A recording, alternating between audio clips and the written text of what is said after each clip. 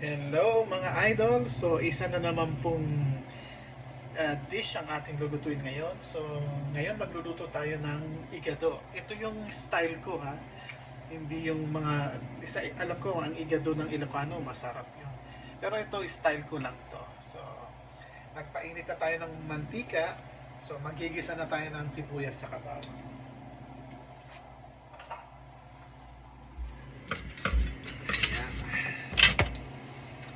So ayan mga idol. So, madaming bawang, alam mo naman, laging masarap. Ayan.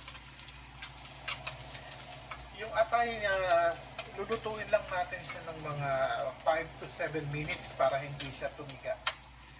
So, ibinabad ko na siya sa suka para matanggal yung lansa. At alam mo naman yung iba ayaw ng malansa. So, mas mainam yung ibabad sa suka ng mga mga 10 minutes para mawala yung lansa at saka hugasan lang ng isang beses. So, ayan. So, ayan na yung ating sibuyas at bawang. So, meron din tayo ditong green peas. Ayan. At saka meron ding garbanzos para kaya lang ang gagawin ko ngayon, wala tayong red bell pepper, green bell pepper ang ilalagay natin. Ayan. So, naglagay din ako ng konting taba, pinabad ko sa toyo para masarap na.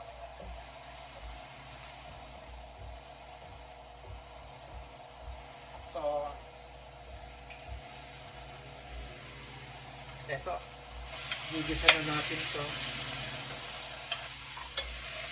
Lulutuin lang natin ang baboy ng mga pag nakaluto na siya at nagmamantika na saka natin ilalagay yung ibang ingredients. Okay. Alright mga idol, ayan o, nakita nyo nagmamantika na siya at nagkakaramelize na yung ating onion. So ilalagay ko na yung carrots para kasi medyo matagal tong lumambot. Yes. So gisa-gisahin lang natin hanggang sa mga 3-4 minuto. And then ilalagay na natin yung ating atay.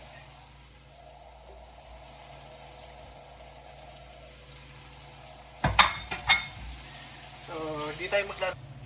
So, ayan. So, nagisa na natin yung ating carrot. So, ilalagay na natin ngayon yung atay. So, ilagay na natin yung atay. So, ayan, mga ilang minuto lang to. Luto na to. Mabilis lang to. Tapos, ilagay natin yung pinagbabaran na natin kanina. So, ayan. So, halu-haluin lang natin. Ayan.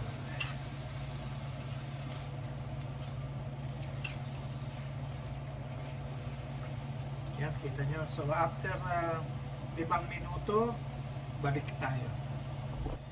Ayan. So, makaraan ng 5 minuto, ito na siya. So, medyo luto na. So, ilalagay na natin yung mga natitirang ingredients. So, ito yung green bell pepper. Tapos yung garbanzos. Green peas, I mean, sorry. Tapos ito yung garbanzos. Ayan. So, mga 2 minuto, ipay lang natin maluto ang ating